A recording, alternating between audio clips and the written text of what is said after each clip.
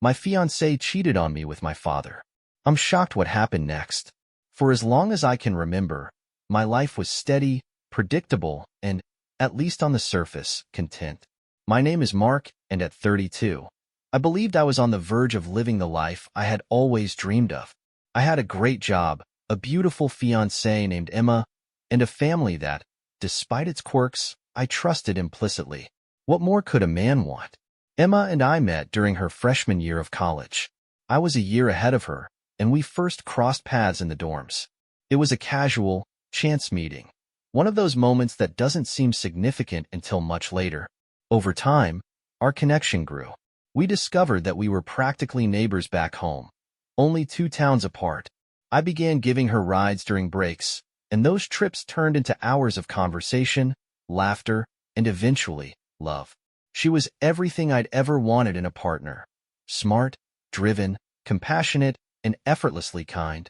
After college, she moved in with me, and our relationship flourished. Both of us landed good jobs in the city, and for 3 years, we built a life together. When I proposed, there wasn't a shred of doubt in my mind. We began planning our wedding, a day I thought would mark the beginning of our forever. Looking back now, I can see the signs. The subtle things I ignored. My father, Richard, had always been warm and gregarious. He welcomed Emma into our family with open arms, or so I thought. There were calls and text exchanges between them that I brushed off as them coordinating surprises or family plans. A close-knit family is supposed to be a blessing, not a curse. One evening, Emma's phone buzzed while she was in the shower. It was my dad. I picked it up, thinking nothing of it, only to hear his shocked and almost annoyed tone when he realized it was me. "Oh, I just wanted to talk to Emma about your mom's birthday plans," he stammered. It seemed plausible at the time. I didn't press. Everything unraveled on a Thursday. Emma had the day off, and as usual, she texted me about mundane things. What we'd have for dinner, the laundry, little updates about her day. I had forgotten some paperwork for a meeting and decided to swing by our apartment during lunch to grab it. When I pulled into the parking lot, I noticed a car that looked suspiciously like my father's. My stomach flipped, but I quickly rationalized it. Maybe he was visiting Emma to talk about the wedding. He'd always been eager to help with family plans. As I unlocked the door and stepped inside, I immediately felt the shift in the air. A trail of clothes, some hers, some his, led to our bedroom. The faint sounds of moans reached my ears. My hands went numb, my vision tunneled. The scene in my bedroom was something out of a grotesque parody of my worst fears. Emma and my father tangled in my bed, my sanctuary. For a moment, I stood frozen, my mind a whirlwind of disbelief, rage, and heartbreak. Then, I pulled out my phone. I don't know why I recorded it. Maybe to prove to myself it wasn't a nightmare. When I turned the light on, they both jolted, their faces contorted with shock and horror. Emma scrambled to cover herself, while my father, a man I had idolized, stammered, "Mark, it's not what it looks like." "Really?" I said, my voice icy. "Because it looks exactly like what it looks like." I wasn't sure what came over me, but when my father reached for my phone, I hit him square in the jaw. He slumped to the floor, dazed. I turned to Emma, my voice sharp and trembling. "Anything to say? Or is your only concern the man you just betrayed me with?" Emma said nothing. Her silence stung more than any excuse she could have given. I left. Before shutting the door behind me, I spat one last sentence. "If either of you is still here when I get back, I'll send this video to everyone we know." The rest of the day was a blur. I somehow managed to make it through work, plastering on a fake smile during meetings, even as I felt my world crumbling. When I got home, the apartment was empty, save for their discarded clothes still strewn across the hall. For the first time in years, I was truly alone. The day after catching Emma and my father together was a blur of anger, grief, and confusion. I didn't know what to do with myself. The apartment, once a haven, now felt suffocating, like it was filled with the ghosts of my trust and the love I thought I shared with Emma. I decided I needed to tell my mother. She deserved to know the truth about the man she'd been married to for 30 years. I called her repeatedly, but none of my calls connected. It was strange. My mom was usually the first to pick up, even if I called at odd hours. After about a dozen failed attempts, I decided to drive to her house. The thought of what I needed to tell her made my stomach churn. Twice, I had to pull over on the side of the road to throw up. How do you tell your mother that her husband has been sleeping with your fiancé? When I arrived, I sat in the car for a moment, staring at the house I'd grown up in. It felt different now, smaller, almost foreign.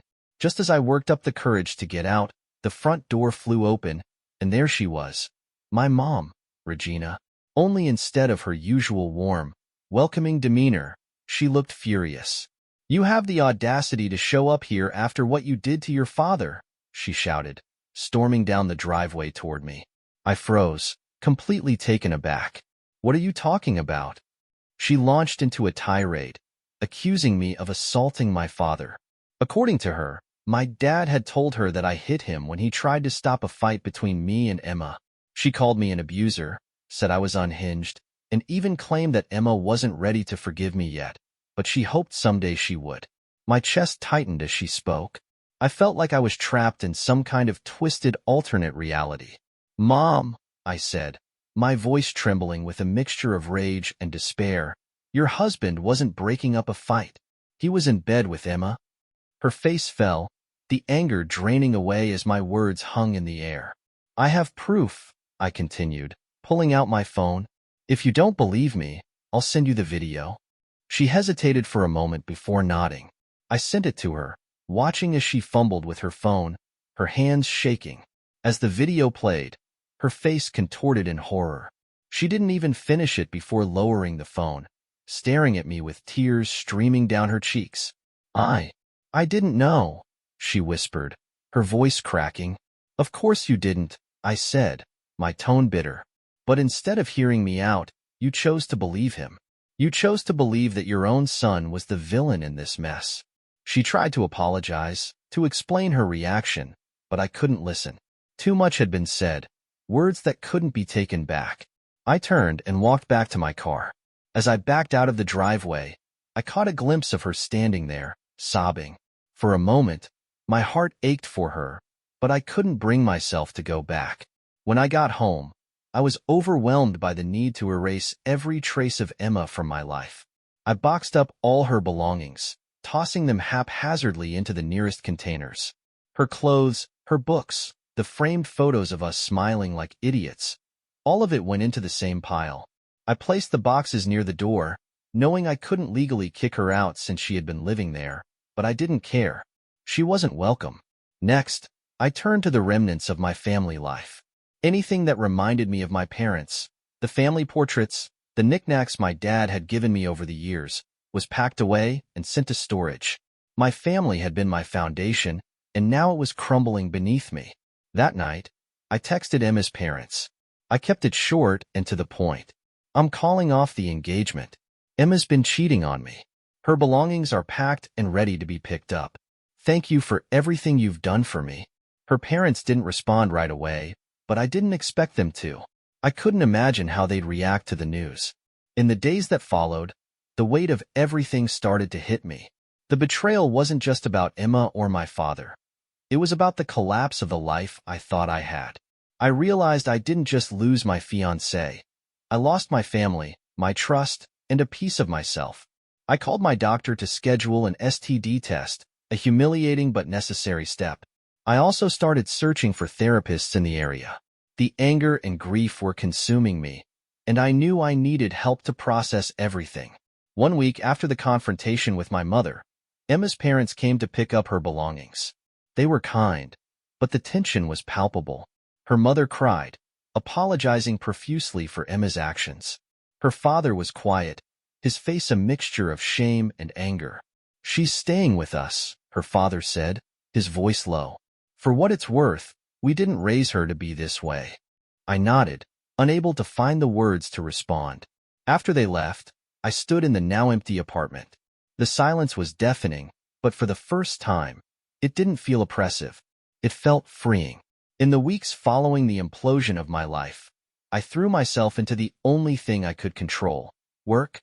I stayed late at the office, volunteered for projects that no one else wanted, and buried myself in spreadsheets and deadlines. Anything to avoid the silence of my empty apartment and the constant replay of that day in my mind. Therapy became a lifeline. My therapist, Dr. Kavanaugh, was a no-nonsense woman in her 50s who didn't sugarcoat things. In our first session, she listened intently as I told her everything. The affair, the betrayal, the fallout with my family. "Mark," she said after a long pause, "you've been hit with multiple betrayals at once. Your fiancé, your father, your mother's initial reaction. It's no wonder you're struggling. But this isn't about what they did. It's about what you do next." Her words stayed with me. What was I going to do next? The life I had been building for years was gone. The wedding was off. My family ties were severed. I felt like a man untethered, drifting without direction.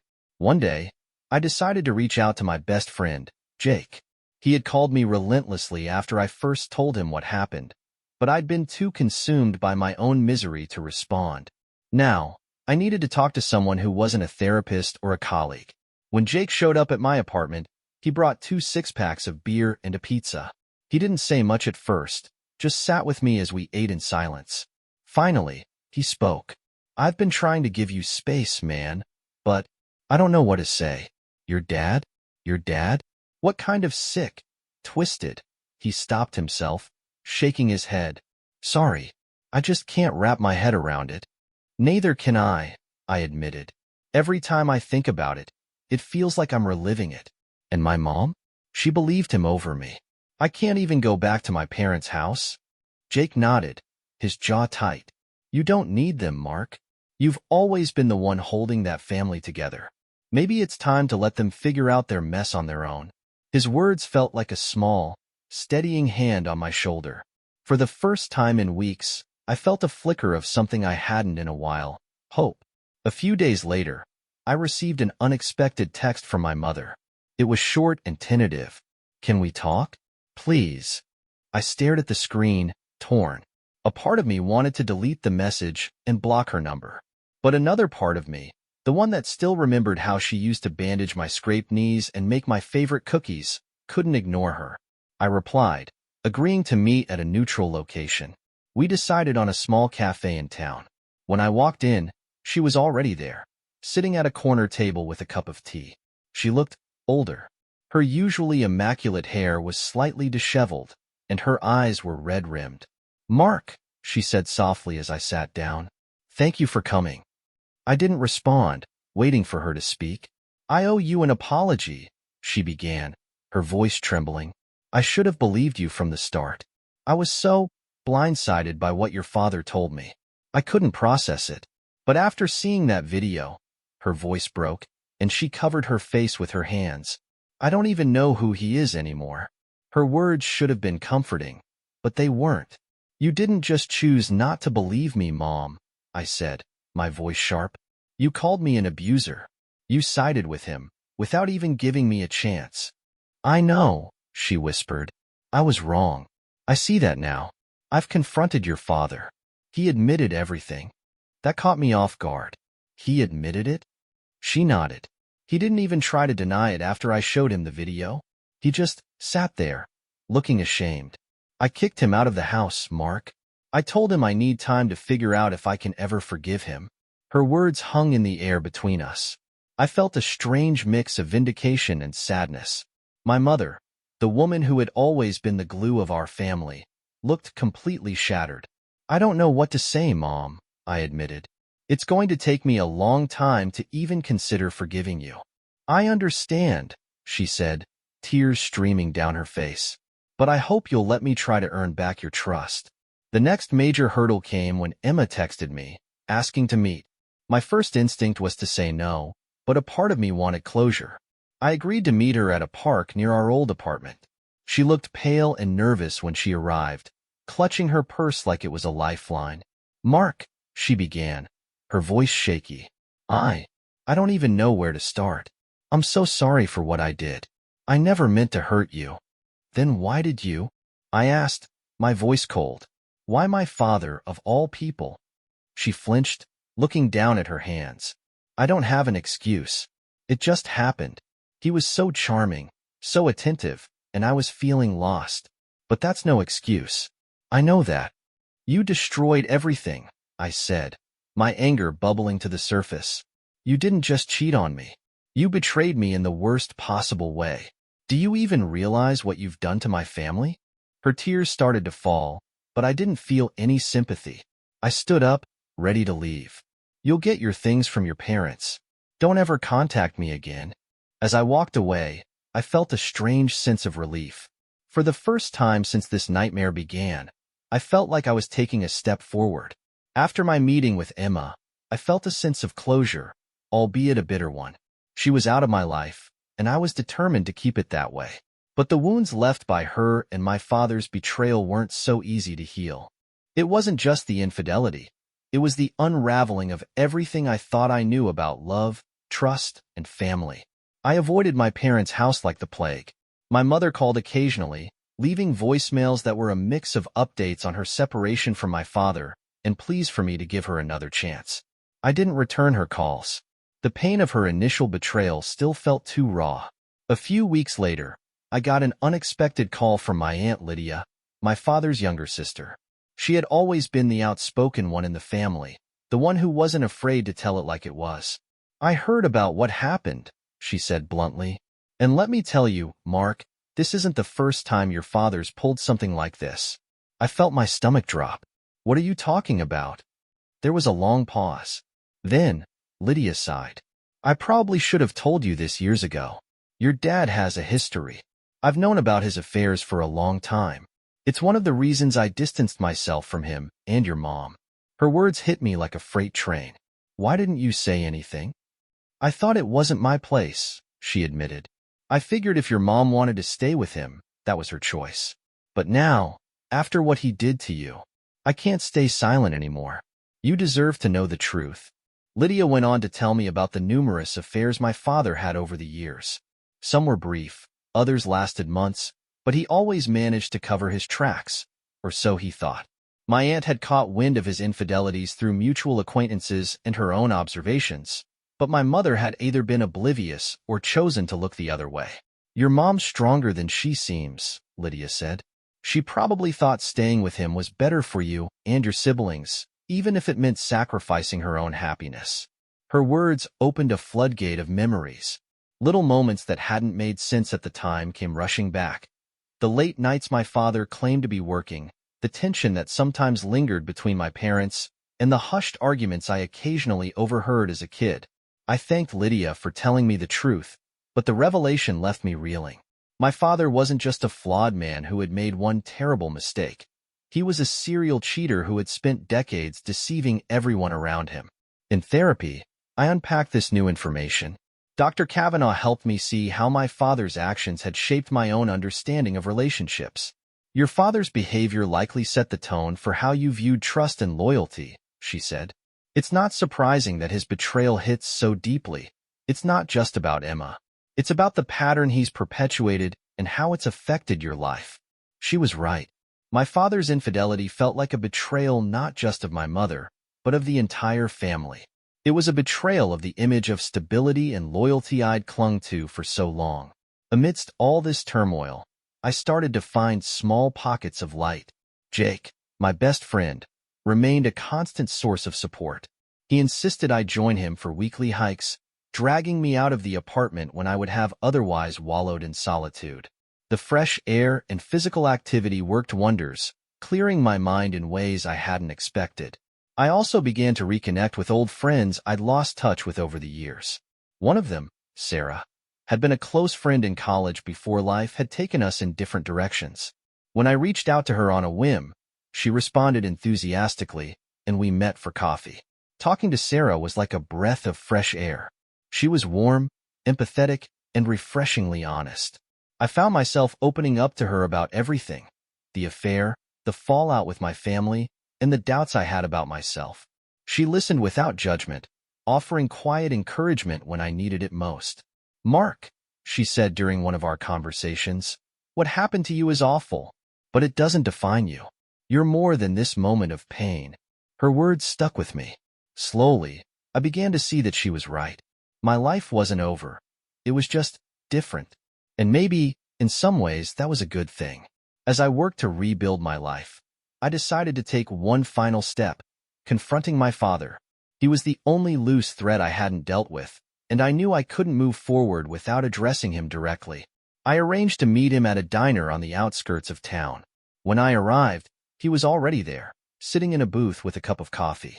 He looked older, more tired, as if the weight of his actions had finally caught up to him. "Mark," he said as I slid into the booth across from him. "Save it," I replied, holding up a hand. "I'm not here for apologies. I just want to know one thing. Why?" He stared into his coffee for a long moment before answering.